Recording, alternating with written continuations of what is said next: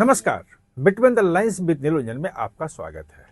आज हम बात करेंगे आज जो कांग्रेस पार्लियामेंट्री पार्टी की बैठक हुई है और जो मॉनसून सेशन आ रहा है उस पे जो चिंता है वो जयराम रमेश की प्रेस कॉन्फ्रेंस थी उसके बारे में।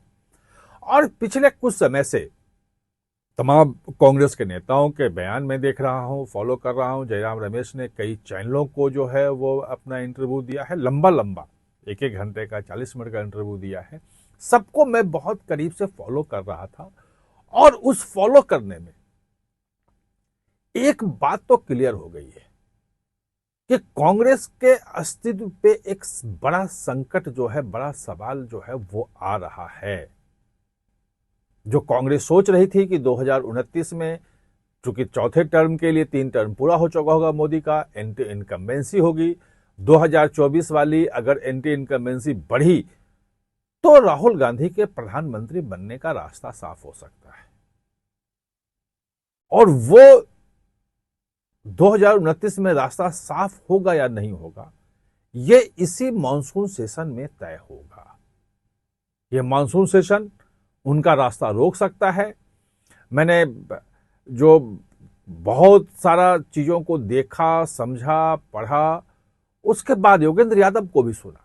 योगेंद्र यादव ने भी बहुत लंबे लंबे लेख लिखे, एक्सप्रेस में लेख लिखा था अभी लंबा, उस पर एक अलग से मैंने वीडियो बनाया था, एक छोटे से पार्ट को लेके वीडियो बनाया था उत्तर प्रदेश को लेके। लेकिन उसमें जो मुख्य चिंता जाहिर की गई है वो इसी मानसून सेशन की है। और यह मानसून सेशन जो है वो 2029 के चुनाव की दिशा और दशा दोनों तय कर देगा। ये इस पूरे मामले को थोड़ा सा इत्मीनान से समझने की जरूरत है।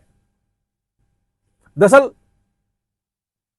2029 का जो चुनाव होना है वो महिला आरक्षण और परिसीमन के साथ होना है। आप समझ लिए, परिसीमन के साथ होना है, क्योंकि महिला आरक्षण विधेयक जो 2023 में पारित हुआ था उसमें साफ था कि परिसीमन भी साथ साथ होगा। अब जो 16, 17, 18 अप्रैल को सरकार ने जो विशेष सत्र बुलाया संसद का और कोशिश की कि वो पास करवाएं, लेकिन वो नहीं हुआ। विपक्ष मजबूत था और वो जो विपक्ष की मजबूती थी उसके कारण पास नहीं हुआ वो बिल। वो पास इसलिए करवाना चाहते थे कि 2029 में 816 लोकसभा सीटों के साथ अगर चुनाव होना है तो अभी 2011 की जनगणना जो है उसके आधार पर ही परिसीमन करना पड़ेगा और उसके लिए संविधान संशोधन की जरूरत है। यह क्लियर है। एक बात और इसमें आती है जो बहुत सारे लोग नहीं समझ पा रहे हैं कि सेंसस तो होना है, 2027 में होना है। वो 8-9 फरवरी शुरू होगा और 28 फरवरी को खत्म हो जाएगा। 1 मार्च रात 12 बजे सेंसस बंद। और उसके बाद जो 2002 का जो परिसीमन कानून है उसकी सीमाएं खत्म। यानी कि उसके बाद सरकार चाहे तो परिसीमन आयोग बना सकती है और बना करके वो ला सकती है। परिसीमन अपने हिसाब से कर सकती है, उसमें कहीं कोई बंदिश नहीं है, उसके लिए कोई संविधान की कोई पार्लियामेंट की जरूरत नहीं है, वो सब इजाजत है। लेकिन वो होगा नहीं, क्योंकि परिसीमन आयोग को 816 लोकसभा अगर सीटें बननी है तो सभी लोकसभा सीटों का देखना पड़ेगा, वहां आपत्तियां देखनी पड़ेगी, सबसे कंसल्ट करना पड़ेगा, अपनी रिपोर्ट देनी पड़ेगी और उसमें कम से कम 2.5 साल का लगेगा समय। इलेक्शन होने में 2029 का 3 साल का समय है। यानी कि सरकार के लिए 2029 में इलेक्शन महिला आरक्षण और परिसीमन के साथ हो, इसलिए इस मानसून सत्र में बिल पास करवाना जरूरी है, मस्ट है। ये पास होना ही है, नहीं हुआ तो मुश्किल हो जाएगा, फिर वो 2027 के सेंसस के आधार पर नहीं करा सकते। और यही चुनौती जो है कांग्रेस की है, क्योंकि कांग्रेस चाहती है कि अगर परिसीमन अपने हिसाब से कर लिया, 816 सीटें हो गई, और अगर मुस्लिम बहुल जनसंख्या जो है, सीटें जो हैं वो सिमट के कम रह गई, तो फिर आसाम जैसी स्थिति पूरे देश में बन जाएगी और भाजपा को हराना मुश्किल हो जाएगा।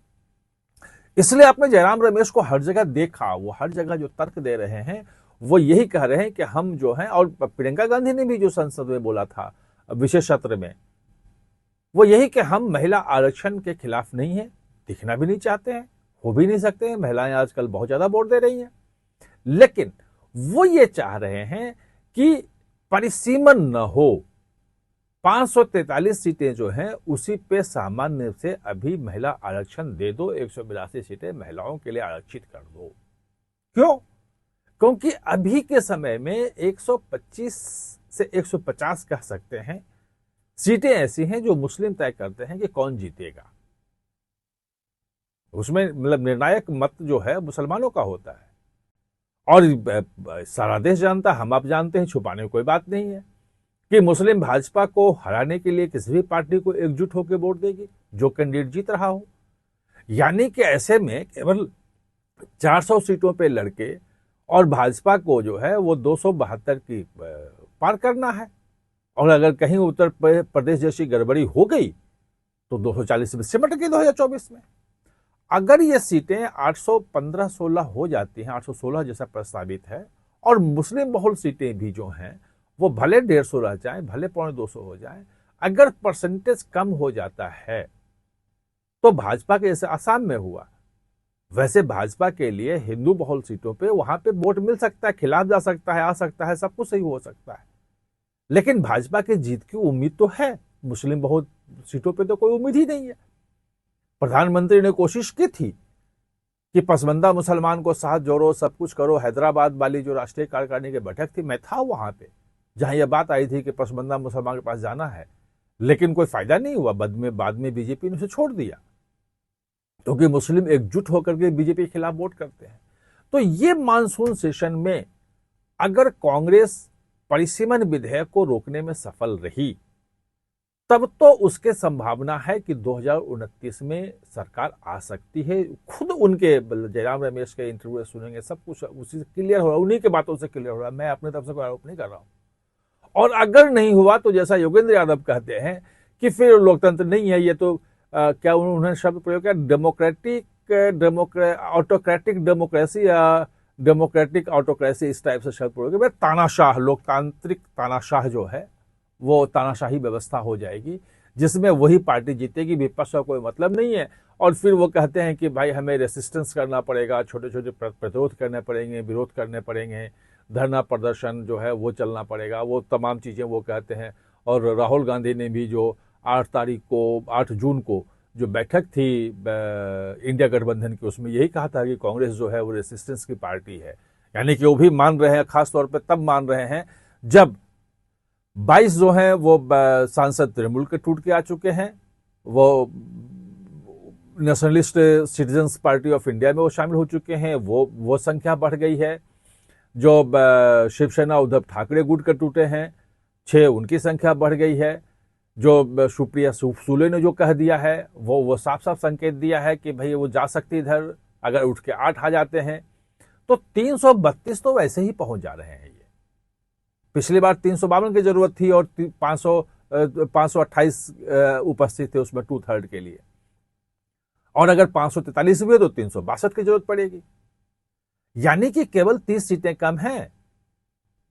जयराम रमेश जो बोल रहे थे कि उन्हें उम्मीद है कि डीएमके उनके साथ है, समाजवादी उनके साथ है, मुझे भी लग रहा है, जो मेरी बात सरकार में हो रही है, कि समाजवादी पार्टी शायद साथ न दे, लेकिन उसको कुछ सांसद उसके गायब हो सकते हैं। जैसे पिछली बार भी तृणमूल कांग्रेस के 8 सांसद नहीं आए थे, 6 सांसद नहीं आए थे, 28 में से केवल 22 सांसदों ने वोट किया था उसमें, तो बहुत सारे लोग नहीं आते हैं। लेकिन अगर डीएमके अनुपस्थित भी हो जाती है, जैसा मैंने पहले डिटेल में बताया था आपको पिछले वीडियो में, तो भी जो जरूरत की संख्या है, अगर उसके 22 कम अनुपस्थित हो जाते हैं तो 348, केवल 16 जो है वो सांसद कम रह जाएंगे। झारखंड मुक्ति मोर्चा के 4 हैं, बाकी छोटे जो सांसद हैं, अगर वो अनुपस्थित भी होने लग जाते हैं, मतलब 24 सांसद डीएमके के साथ साथ और 24 और सांसद अगर वोटिंग से अनुपस्थित होते हैं तो 332 ही पास हो सकता है। और 332 में अगर पास हो गया तो परिसीमन शुरू हो जाएगा 2011 जनगणना के हिसाब से, और डीएमके 50% सीटों के सीधे बढ़ाने के बाद वो तैयार है, कांग्रेस के लोग लगे हुए हैं, लेकिन डीएमके जानती है, डीएमके ने कह दिया है कि हम कांग्रेस के साथ नहीं बैठेंगे, ये लिख के दिया है। तो क्या डीएमके कांग्रेस के साथ मिलके वोट करेगी? भले वो परिसीमन ही क्यों ना हो, उसके साथ होना दिखेगी। और अगर नहीं, वाइकआउट कर जाती है, तो 2/3 के लिए जो सीटों में जो सांसदों की संख्या है वो अपने आप कम हो जाएगी, उसका बड़ा इंपैक्ट होगा। तो ये कांग्रेस के लिए मानसून सत्र जो है अस्तित्व बचाने का अंतिम मौके के रूप में है। आप हमारे साथ जुड़े, इसके लिए बहुत बहुत धन्यवाद।